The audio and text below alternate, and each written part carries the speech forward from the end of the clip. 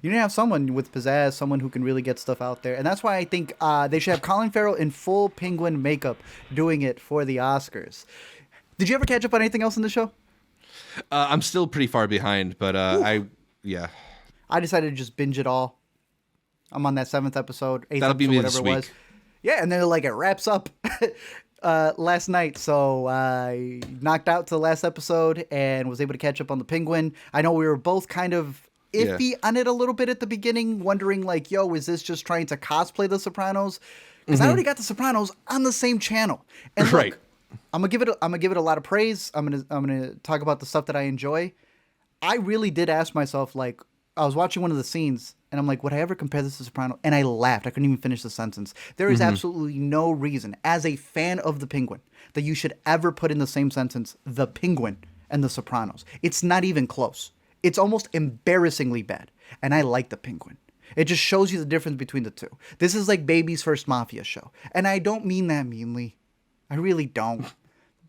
But damn, there'll be stuff that happens in the Penguin that is, and that's what's crazy. It's way too much for some of the stuff we've seen in superhero movies.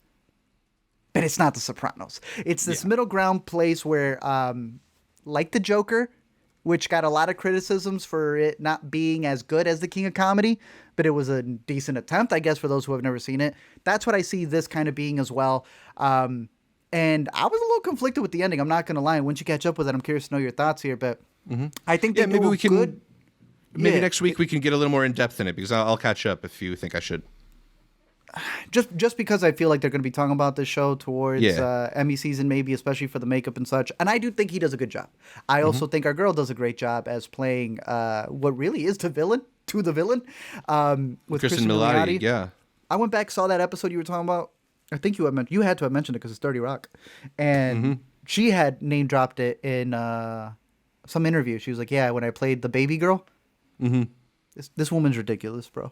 She's a treasure. She's so good. Yeah, she's so funny, and so versatile, so willing to like make a big choice and commit to it in a way that doesn't feel like goofy or just big for no reason, like loud for no reason. I think she like fully embodies characters and tries to make every role she takes feel a bit unique.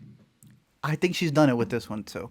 I think she is probably one of the best parts of the show. I think that the characters themselves, especially what the actors bring in, are all really solid. From Colin Farrell to her, even the kid who plays Victor, the mom as well. They're just trapped in this world that is trying to also appease the comic fans and then trying to make this really gritty TVMA thing. But for the most part, I don't think you need to be the biggest of comic fans. It was more jarring to me once you get into that ending where you start seeing things where it's like, oh, that's right. The check boxes right there.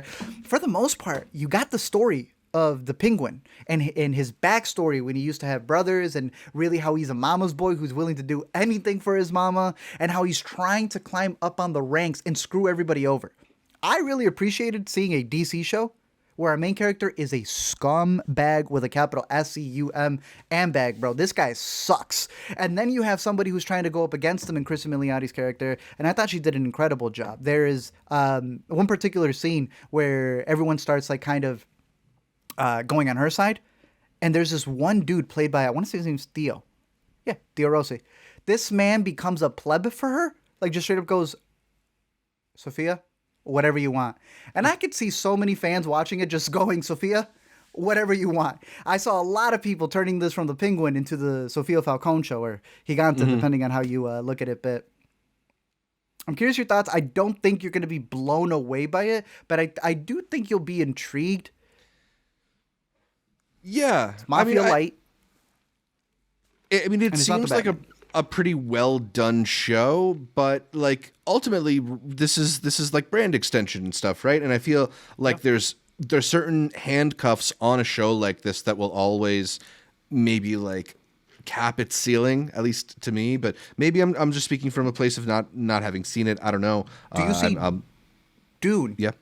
Prophecy with the ladies coming up, also on HBO. Do you see that as brand extension? I do. I like ultimately, right. This exists because the Warner Company wants there to be more Dune. They want to capitalize on the success of those Denis Dune movies. And like, you know, maybe this one has a little bit more of a reason to exist because they have a lot of source material to pull from. But, you know, it's not like Villeneuve is that intimately involved with the production as he once was rumored to be, you know, That's a little worrisome to me too, by the way. right? Yeah. Like to me, yeah. The further you get away from like the guy who actually made it good, right? Like the less compelled I am What's the point? to see it. And look, this isn't to say that I don't think Dune Prophecy is going to be good. It might be good. It might even be great. I just kind of think like, you know, there's a reason The Sopranos is The Sopranos, and that The Penguin is like The Sopranos, right? Like exactly. It's the show that's supposed to remind you of it, but it's not the thing. My only thing is, you remember when people were going like, "Yo, this is like Winter Soldier"? It's like, nah. What was the Winter Soldier like, boy? You never know when it's going to become the new threshold for people, when that's going to be the point of reference. I still enjoyed it. I thought it was pretty good. Conflicted on the ending, I'm not going to lie. But I really liked Victor's episode. I want to say it was like episode 5 or 6, where they do a flashback to what happened to him from the first movie. And I do think the first movie is important to watch just because of the aftermath of the flooding that happens in the Batman and how a lot of these characters have to deal with it. Again, I think it's very enjoyable in a lot of different ways. I'm struggling between a 7 and an 8 in terms of an IMDb rating, but overall, I would recommend it. Just it's sometimes terrible to compare some of the stuff to masterpieces, because then you're watching a scene, you recall a scene from those glorious, 6 seasons of The Sopranos, and you're like, nah, it's not even close, bro. Once I exit the app, I'm going to see a Sopranos banner and be reminded, nah, it's not even close. Or you finish the episode and it says you might also like. You might also like, no, I think I might also love that more than this, but I still think it's worth watching, especially if you're a comics fan. You're going to think this is like incredible if you have not seen The Sopranos or something else like it. But if you have, I think you're going to see this as diet light, maybe, but I don't think it should take away from it completely. I'm curious to see how they're going to tie it in for the Batman 2, because I do think you were a big The Batman fan, or more. Yeah, I liked it quite a bit. I mean, you obviously are the Batman head amongst the two of us, but I enjoyed myself some Matt Reeves Batman, some Arbats. Yeah, I got 2 questions related to the Batman to you. I saw a lot of people talking about the idea that Batman's presence doesn't loom large enough in the show. I don't know if that changed towards the finale. Is that a criticism you share? Is that something you don't think is that big of a deal? I don't think he's bad that he's not in the show, because it allows the characters that we do have to grow. The problem is this is a Batman show, and the whole idea is that he ain't a rookie. This ain't the Joker where he's still a kid, right? This is the Batman that we just saw whoop ass in a movie, beating up people on the streets. And now you got mob dealers doing... Where is he? Don't answer it, I'm sure, but it does leave you kind of going like, hey, I'm good with him not being here. Let the characters go, but just like a Marvel thing.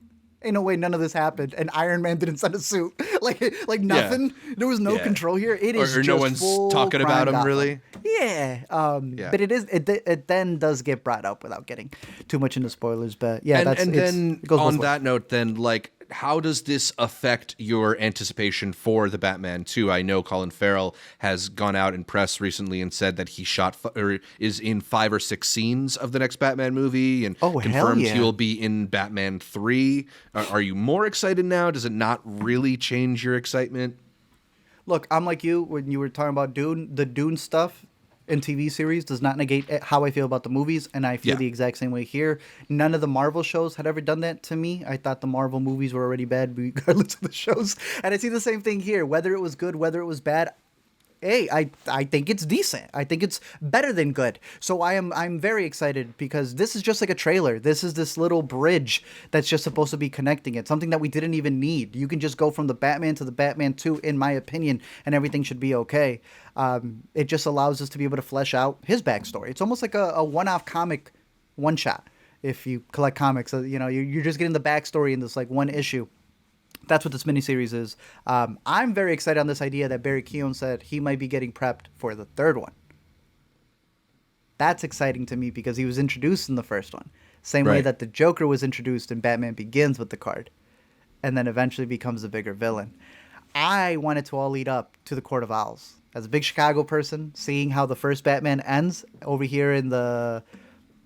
It's the Google Tower now that they took out. But do you remember at the end of the Batman, they're doing the voting. It's the whole scaffolding fight. It drowns, and he, like, takes them out to the top over the Nirvana song. That building got, like, they took it down. So if they ever wanted to refilm, ironically, it goes with the movie because the building flooded, and now they ironically have a new building they could film at. They are taking inspiration from a lot of Chicago, and Chicago's got a lot of Ys because it represents our river and a lot of tunnels that we have. Mm-hmm. They have their own logo in the Batman, sprinkled throughout the Penguin. It'll come back in the Batman. I think Matt Reeves has worked on so many franchises that he already did this thing where it's like, what if I already prepped what the big reveal is going to be in 4 in number 1? No one ever puts the work to do that. They're figuring it out as they go. So if he already did that, it's going to blow our minds when we are rewatching the Batman and they've already introduced the Court of Owls that has been there the whole time. That's what I'm more excited for than the Joker, bro. I'm all in. If Matt Reeves is touching it, I'm all in.